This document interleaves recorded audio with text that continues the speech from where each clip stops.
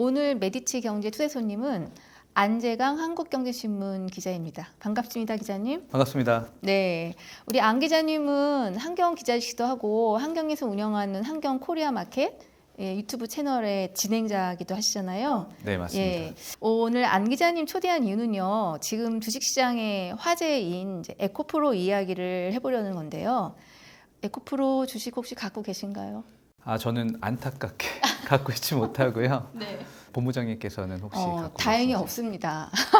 이거 있으면 지금 팔아야 되나 어쩌나 엄청 고민했을 것 같은데 어쨌든 다행히 없습니다. 그래서 에코프로 주식 한 주도 갖고 있지 않은 소외자들이 이제부터 에코프로 얘기를 해야 할 텐데 지금 하락 국면이긴 해요. 더 오를 것 같으세요? 이 질문이 타당합니까? 이런 질문이? 질문은 맞지 않고요. 네. 제가 대답하기 적절하진 않지만 네. 제가 뭐 애널리스트도 아니고 기관 투자자도 아니기 때문에 제 생각을 그냥 말씀을 드릴게요. 네. 어떤 뭐 명품백이 있는데 이 샤넬백이 어떤 사람한테 500만 원의 가치를 주면은 그 사람은 그 500만 원을 주고 살 것이고 나는 그 샤넬백 500만 원 터무니없다 하면 안 살 것이고요. 그걸 가심비라고 하죠. 이제. 소위 말하는 가격 대비 심리적 만족감이죠. 물건은 그런 가심비가 있어요. 근데 주식은 가심비가 그럼 있냐?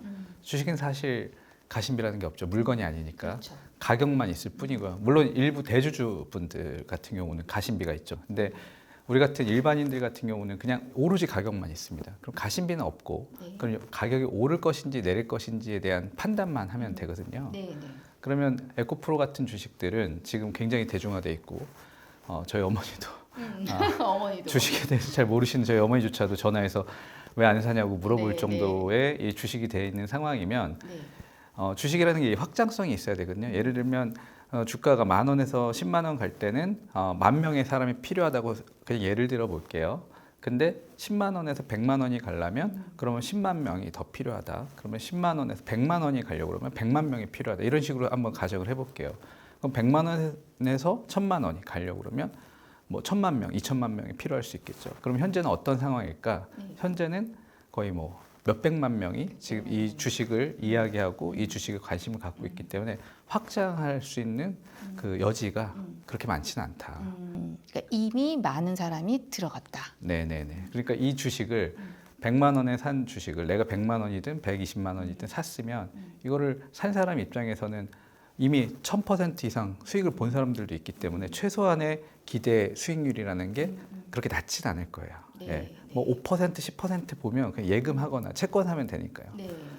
이분들의 기대 수익률이라는 거는 50%, 100% 사실 그것도 소박하죠. 한 10배 막 이렇게 보는 분들이 있잖아요. 그럼 그 10배가 되는 그 수익률, 1000%의 수익률 열차는 이미 사실 떠났죠. 그러면 2배, 3배 이상 먹고 싶다. 그럼 이게 에코프로가 200만 원, 300만 원 가야 되는데 그럼 그 여지가 지금 높을까 낮을까? 요것만 판단하면 될 것 같습니다. 근데 이게 우리가 보통 주식을 얘기할 때는 주가를 얘기할 때는 뭐 기업의 가치, 성장 가능성 굉장히 많은 거를 보라고 얘기를 해요. 근데 지금 말씀하신 거에는 이런 내용이 다 포함된 건가요? 그러니까 이제 그걸 보는 시각을 어떻게 하느냐에 따라서 이게 더 갈 것인지 아니면 여기서 못 갈 것인지를 판단하는 근거가 될 텐데요. 사실 성장 스토리는 너무나 좋습니다. 배터리 그리고 전기차의 확장 이런 거는 너무 좋죠. 그래서 성장성 면에서는 전문가들, 그러니까 기관 투자자들이나 아니면 개인분들이나 이견이 없는 것 같아요. 다만 이제 가격적인 측면을 보는 것이죠. 근데 이제 우리가 말하는 소위 먹물이라고 그러죠. 좀 배웠다는 사람들, 그 사람들의 특징이 과거의 사례라든지 이론을 바탕으로 이걸 판단하려고 그래 현 시점을. 그럼 여러 가지로 봤을 때 과거에 그 여러 가지 주도주들, 주가가 많이 올랐다 떨어졌던 회사들도 많았고 산업도 많았죠. 주가 대비 수익비율 PER을 가장 많이 쓰는데 그 PER이라는 개념으로 봤을 때 이게 높은지 낮은지를 평가해 보면 PER 기준으로 지금 한 100배 안팎 오가고 있거든요. 그러면 100배가 되는 산업이 뭐가 있었나 이렇게 들여다본 거죠. 과거에 뭐 태양광 산업이 그랬고 2010년 안팎으로 했을 때 그런 산업들도 그랬고 차화정이라는 종목들 옛날 자동차, 정유, 화학 그리고 바이오 섹터 이런 산업들이 한때 굉장히 많은 밸류에이션을 받았지만 2년, 3년, 4년 갔냐? 그렇지는 않았어요, 사실은. 그러니까 요 목물들 분께서 보시기에는 과거 사례를 빗대어서 이렇게 되면 화무심이록이나 붉은 꽃은 열을 못 간다. 그렇게 이야기들을 많이 하시고 그러한 말들이 지금 에코프로에 새로 신규로 진입하셨거나 지금 갖고 계신 분들의 심기를 굉장히 많이 자극하고 있다 지금 그런 상황인 것 같아요. 그러면 말씀을 정리하면 오를 이유는 있었다. 그러나 이만큼의 가격인지는 퀘션 마크. 자, 그랬는데 사실은 지금 이 논란이 됐던 게 요 앞전으로 가면은 이제 소위 금양의 우리 배터리 아저씨. 그때 대놓고 문제 제기를 했단 말이에요. 성장 가능성이 있는데 더 오를 수 있는 여력이 충분한데 기관 당신들이 계속 부정적인 전망을 내놓고 있으니 이건 일부러 주가를 못 오르게 하려는 작전 아니냐라고 대놓고 질문을 한 거예요. 왜 그때 기관들은 그렇게 다른 분석을 내놨을까요? 이 에코프로도 잠깐 마찬가지였던 생각이 듭니다. 며칠간을 보면. 일단 이제 기관이라고 말씀하시는 것을 구분해서 볼 필요가 있는데요. 지금 말씀하시는 기관이라 하면은 애널리스트 분들, 증권사 애널리스트 분들이고 이 애널리스트 분들의 구조를 한번 생각해 보면 간단할 것 같아요. 애널리스트 분들이 그러면 왜 존재하고 그분들 월급은 누가 주냐 이렇게 봤을 때는 애널리스트들은 기관을 왜 존재합니다. 기관이라 하면은 국민연금 같은 큰 손들 아니면 뭐 펀드 매니저들이 속해 있는 자산운용사들 아니면 뭐 보험사들 이런 회사들이죠. 그런 회사에 그럼 애널리스트 왜 필요하냐? 증권사가 수익을 내는 방법은 뭐 여러 가지가 있지만 가장 기본적으로 브로커리지 수수료라고 그러죠. 중개 수수료. 주식의 주문을 따와야 되거든요. 국민연금이든 어디든 가서. 근데 가서 그냥 저희 삼성전자 주문 주실 때 저희한테 10만 주 주실 때 주세요 저희 증권사에. 그러면 주는 입장에서는 내가 너한테 왜 줘야 돼 이렇게 되겠죠. 그래서 제가 애널리스트 한 명 데려왔는데 이 사람이 삼성전자에 대한 분석은 대한민국 최고입니다. 한번 들어보시죠. 쭉 설명을 합니다. 세미나를 하고요. 근거가 타당하다. 그럼 뭐 10만 주 주문 줄게. 이런 식으로 하면 거기 수수료가 몇 억 되겠죠. 그런 식으로 해서 그 몇 억이 되는 수수료들을 받아서 법인 영업에서 돈을 받아서 챙겼다는 표현이 좀 이상하네요. 어쨌든 벌면. 그럼 애널리스트한테 그 리서치 비용으로 주는 거예요. 근데 애널리스트들이 속해 있는 리서치 센터의 그 운용 비용이 1년간 한 100억 안팎 최소한 그 정도 되는데 그 100억 안팎의 비용을 법인영업부에서 내고 있기 때문에 법인영업부 사람들한테 이 사람들은 잘해야 되는 서비스를. 그러니까 이 애널리스트 분들은 개인을 위해 있는 것이 아니라 기관을 위해 존재하는 것이죠. 그러니까 개인들이 왜 너네들이 우리한테 맞지 않는 서비스를 하느냐라면 기관 특히 애널리스트 입장에서는 아니 나는 당신들을 위해서 존재하는 분이 아니에요. 그러니까 자꾸 이렇게 나한테 그렇게 얘기하지 마라 이렇게 얘기할 수 있는 거죠. 이제 돌아가 볼게요. 기관 투자자 입장에서 그러면 배터리 주식에 대해서 어떻게 포지션을 취하고 있었는지가 이제 올 초부터 이제 생각을 해보면은 올 초에 11만 원 에코프로 할 때 주식 비중으로 봤을 때 에코프로는 사실 코스닥에서 비중이 그렇게 높지는 않은 회사였어요. 에코프로 BM이 작년부터 이제 1등 코스닥 종목이었고 에코프로는 그 지주사 같은 역할을 하고 있거든요. 그런데 우리나라 아시겠지만 지주사는 밸류에이션이 그렇게 높지 않습니다. 그래서 뭐 지금 한국에도 많은 지주사들이 대기업들이 상장이 되어 있지만 다 디스카운트 받고 있는데 에코프로도 마찬가지 신세였어요.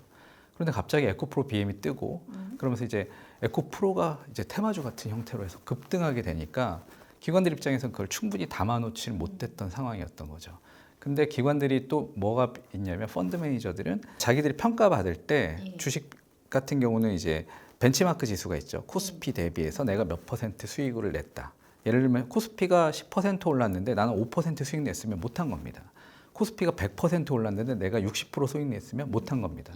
절대 수익률이 중요한 게 아니에요. 근데 지수가 이렇게 올라가는 과정에서 올해 들어서 코스닥 같은 경우 30% 이상 올랐는데 그럼 코스닥 대비해서 펀드 매니저들이 잘했냐? 잘 못했거든요. 그 이유는 에코프로가 없었기 때문이에요. 포스코 홀딩스 같은 경우는 유가증권 시장이지만 그러면 근데 왜 못 봤대요? 그 전문가들께서? 그러니까 충분하게 담아놓지 못했다. 그러니까 예를 들면 10%의 지수 영향력이 있는 종목을 5%만 담아놨는데 이게 주가가 10배가 돼서 지수에서 차지하는 비중이 20% 30%가 됐는데 나는 5%밖에 없단 말이죠. 그러면 기관 입장에서는 굉장히 달갑지 않은 상황이 된 것이에요. 개인들이 지적하는 부분도 바로 그것이고 그렇게 충분히 담아넣지 못한 상황에서 주가가 가버리니까 이 기관 입장에서는 이게 달갑지 않은 상황이 됐고 그것을 서비스하는 애널리스트들이 그렇게 뭐 매도 보고서를 내므로써 서포트해주지 않았겠느냐. 이것이 이제 합리적인 추정이라고 볼 수 있는 거죠. 밝혀진 바는 아닙니다. 그렇죠, 그렇죠. 근데 또 하나의 호재가 있다는 얘기는 들려요. 지수 편입에 대한 가능성. 모건 스탠리 인덱스에 이제 편입이 되면 에코프로를 반드시 사야 되는 자금이 1조에서 2조 정도. 그러니까 일단 지수에 편입된다는 게 어떤 의미인가요? 이제 펀드가 그 추종하는 지수들이 있거든요. 그래서 여러 가지 지수들이 있는데 그 지수 중에 하나가 MSCI 지수고요. MSCI 지수를 그 추종한다는 거는 그 MSCI 주가 편입해 놓은 종목들을 의무적으로 사야 된다는 의미거든요. 아, 예, 예. 그래서 그 자금, 대기 자금이 한 1조에서 2조 정도 된다. 그러면 이제 수급상 봤을 때 에코프로를 반드시 사야 되는 자금이 그 정도 되니까 일단은 그 지수에 편입이 된다는 걸 가정으로 봤을 때는 수급적으로 아주 긍정적인 면 맞는 거죠. 그러면 어쨌든 이 정도의 돈이 들어와서 주식을 산다는 얘기니 더 오를 가능성이 또 생긴다는. 그러니까 이제 뭐 주식이라는 거는 사는 세력이 더 많고 파는 세력이 적다 그러면 주가가 오르는 것이고 그 반대면 이제 내리는 것인데요. 일단은 거기에다 대고 또 팔려는 또 수요도 분명히 있겠죠. 예. 그리고 이분들은 주가를 적정하게 사서 올려야 되니까 네. 너무 높을 때 또 살 수는 없을 거 아니에요. 아 그렇지는 않고요. 이제 펀드들 같은 경우는 이제 그 MSCI를 추종하는 펀드들 같은 경우는 그 지수에 편입이 되면은 반드시 일정 기간 이내에 사야 되는 것이 있기 때문에 주가가 아무리 높더라도 반드시 사야 됩니다. 어쨌든 좀 관리나 뭔가 또 힘겨루기가 벌어질 가능성은 일단 있어 보입니다. 그러니까 낮게 사면 당연히 더 좋죠. 네, 기관 입장에서는. 네, 그렇죠. 네. 자, 근데 일단 지수 편입 가능성은 지금 굉장히 높게 점치는 것 같아요. 네, 뭐 상당히 높은 수준으로 지금 지수가 편입되지 않을까 이렇게 보고 있는 것 같아요. 자, 그러면 어쨌든 지났지만 그런 힘겨루기가 시장에서 분명히 있었다. 네네. 그게 뭐에 의한 건지는 우리가 추정만 할 뿐이지만, 자, 근데 그러고 나서 보니 그럼 1차 전쟁에서는 개인이 이긴 겁니까?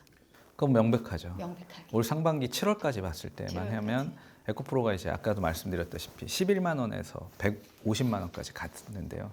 그 기간 안에 기관들의 이제 매매 형태를 보면은 6개월로 뽑아서 한번 봤거든요. 예.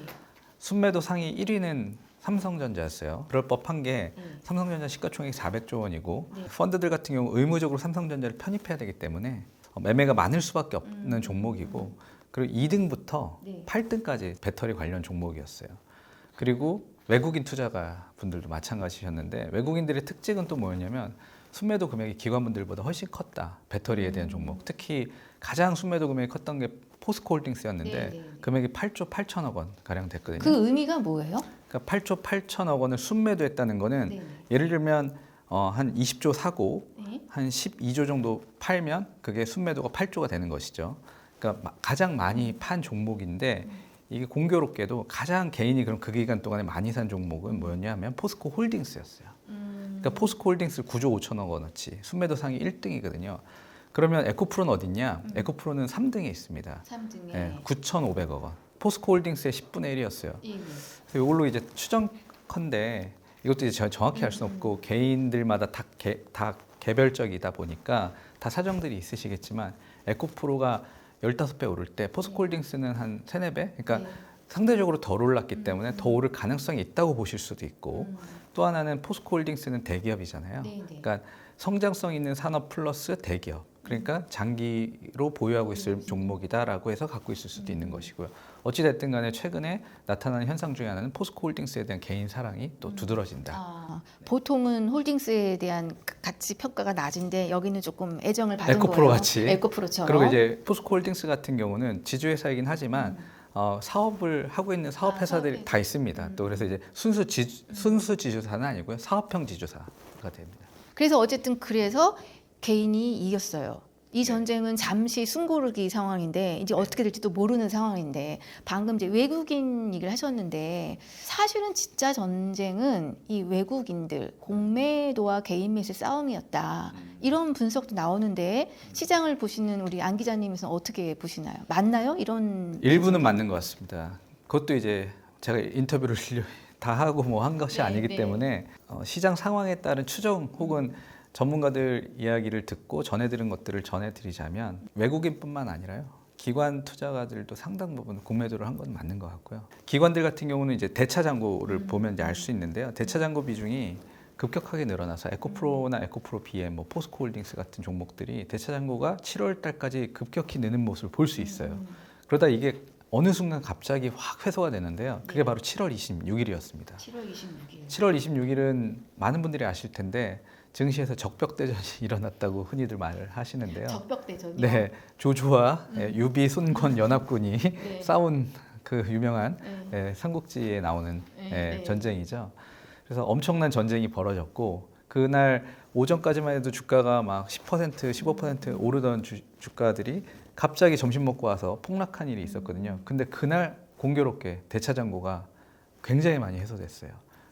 그 말은 뭐냐면 주가가 떨어진 틈에 기관이나 외국인들이 사서 갚았다. 그걸 활용한 거죠. 어떻게 보면 그건 뭐 나쁘다라고 표현하기 좀 어렵고 그냥 하나의 매매 기법이니까요. 그것도. 네. 근데 그때 공매도에는 외국인은 이렇게 굉장히 크게 참전을 했는데 네. 국내 기관 쪽에서는 가만히 있었나요? 아닙니다. 포함된? 국내 기관도 포함이 돼 있고요.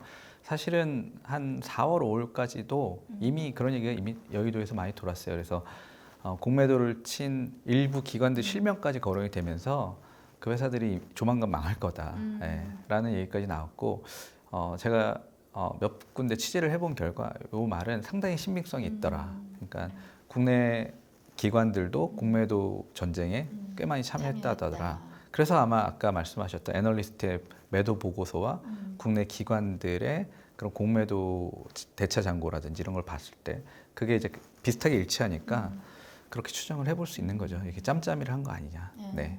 결국은 아까 처음에 말씀하신 거 자기네 바구니에 미처 담지 못했기 때문에 이 상황을 어떻게든 뭔가 여기서 이겨야 되니까 결국은 공매도란 카드를 꺼냈다라고 봐야 그거는 되나요? 이제 두 가지 측면에서 봐야 되는데요. 공매도 순수하게 공매도 측면만 볼 수도 있어요. 그러니까 주가가 많이 올랐으니까 떨어질 거라는 거는 그냥 손쉽게 추정할 수 있는 것이잖아요. 네, 그동안의 네. 역사를 봤을 네. 때. 그러니까 그 측면에서 한 것도 있고 아니면은 이 공매도로 주가를 내린 다음에 자기가 다시 담겠다. 이게 롱숏 전략이잖아요. 그래서 이제 그런 롱숏 펀드들이 워낙 이제 요즘은 또 대세이기 때문에 근데 아까 펀드 지수로 인한 호재가 하나가 만약에 남아있다고 가정하면 요게 일정한 단기 전술로 먹힐 가능성도 있어 보이는?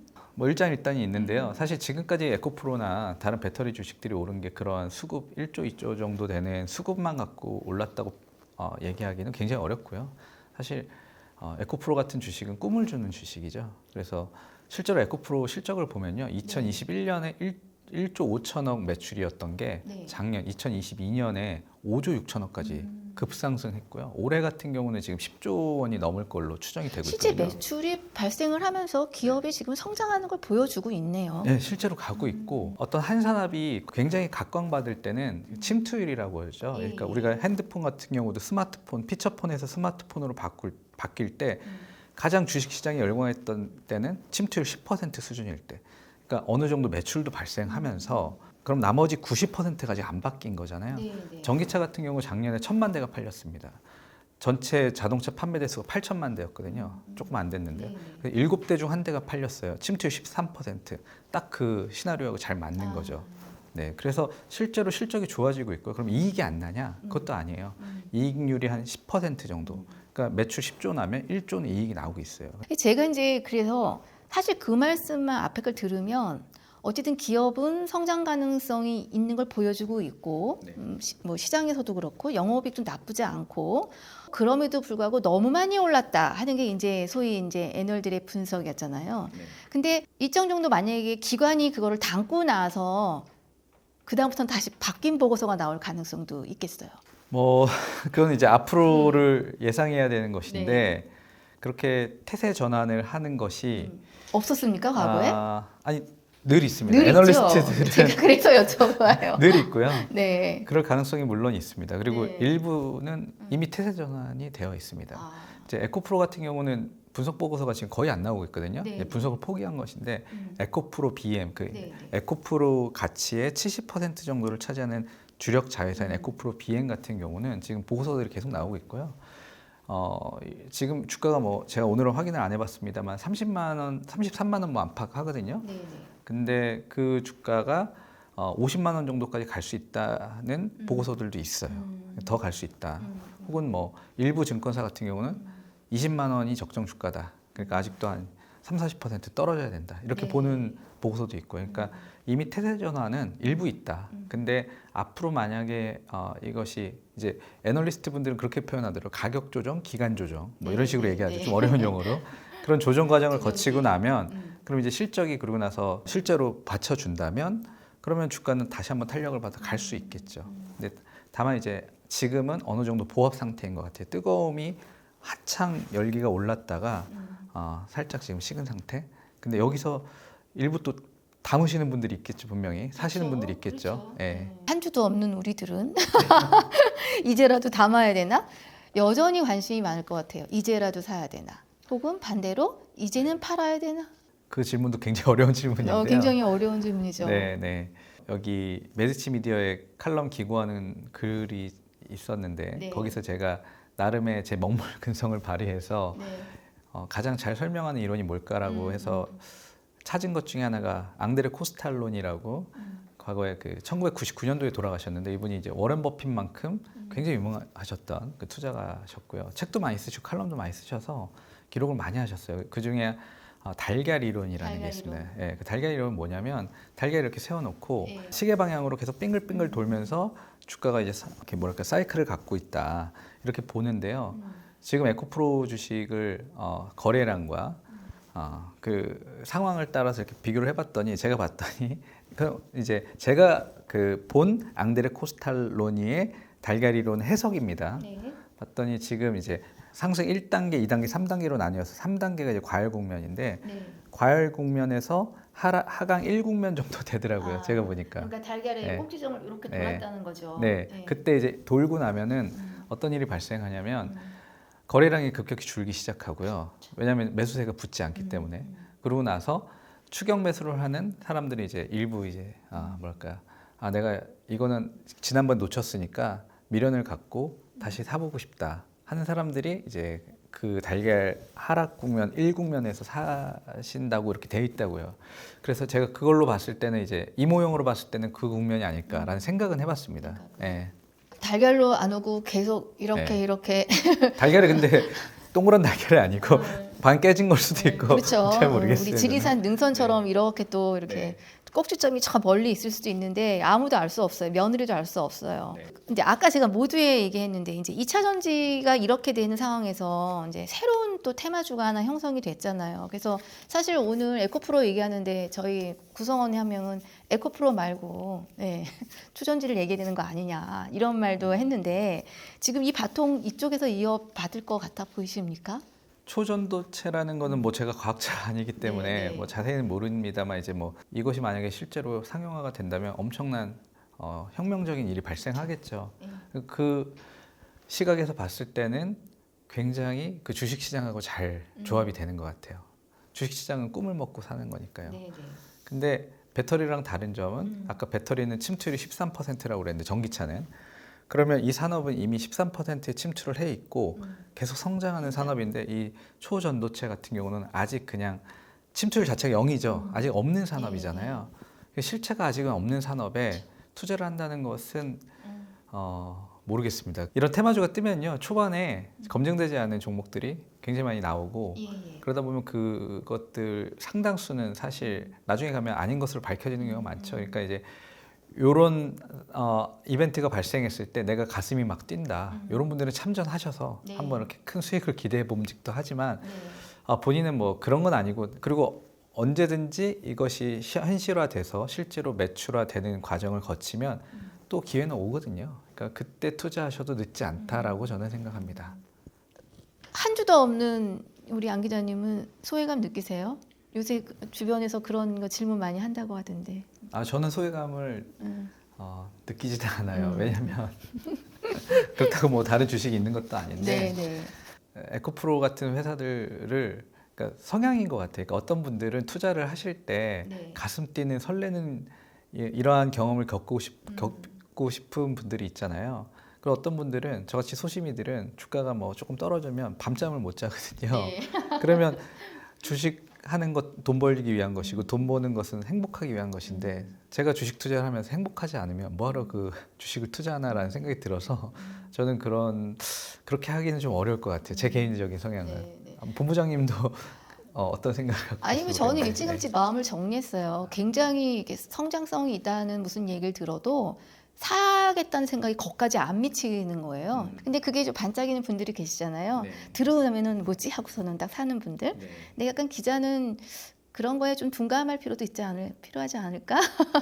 저희가 그런 거에 밝아버리면 어떡합니까? 우리가 막 사서 좀 신나서 떠들게 그럼 되고. 기자 안 하고 있겠죠? 그렇죠. 돈 벌려면 기자하지 말아야죠. 그래서 그 포모 신드롬 이라는 것에 시달리는 분들이 많다고 하는데 우리 안 기자님 객관적으로 한 말씀 해주시죠. 사실은 그 에코프로 같은 경우에 극명하게 포모 신드롬 같아요. 그러니까 남들 다 사는 주식인데 나는 안 샀으면 나만 없는 소외감이 이제 포모지 않습니까? 근데 나만 없어. 그러니까 보면 다 있는 것 같죠. 네. 저희 어머니가 하셨던 말씀이 그거거든요. 내 주변에 2배, 3배 먹은 사람들이 수두룩한데 너는 경제지 기절하는 놈이 아직도 에코프로가 없냐라고 네. 나무라듯이. 네, 나무라는 네, 그렇게 말씀을 하셨는데 사실 이 포모 신드롬은 주식시장보다는 먼저 앞서서 부동산 시장이 먼저 왔었죠. 그래서 네. 이제 2020년 안팎으로 했을 때 부동산이 엄청나게 많이 올랐죠. 지금 에코프로만큼은 아니었어도 굉장히 많이 오를 때 그때 집이 없는 사람들 같은 경우 나만 집이 없는 상황이 되는, 그래서 지금 안 사면 영원히 못 살 것 같다라는 생각이 들어서 비투를 많이 하지 않았습니까? 그래서 저는 이제 걱정이 되는 것이 최근에 아까 신용융자 얘기하셨는데 그렇죠. 부동산 같은 경우는 자기가 사는 집이든 상가든 건물이든 자기 돈으로 사는 경우는 대부분 없어요. 뭐 5억짜리 집이라고 그러면 한 2억은 내 돈이고 3억은 대출받고 이런 식이잖아요. 그렇기 때문에 레버리지가 필수입니다, 부동산은. 근데 주식은 그렇지는 않아요. 주식은 상당수는 자기 돈으로 하시고 일부가 신용이라든지 아니면 미수금 거래를 하시는데, 근데 최근에 신용이나 미수 거래가 는다는 거는 부동산처럼 레버리지를 많이 일으키신다는 거잖아요. 그러면 그것이 이제 감당이 가능하면 괜찮은데 그 내려갔을 때는 힘들죠, 사실은. 근데 지금 나타나는 현상이 대부분 이제 그런 것 같아요. 내가 에코프로 주식을 산 사람도 이렇게 얘기하세요. 제 주변에도 있었는데요.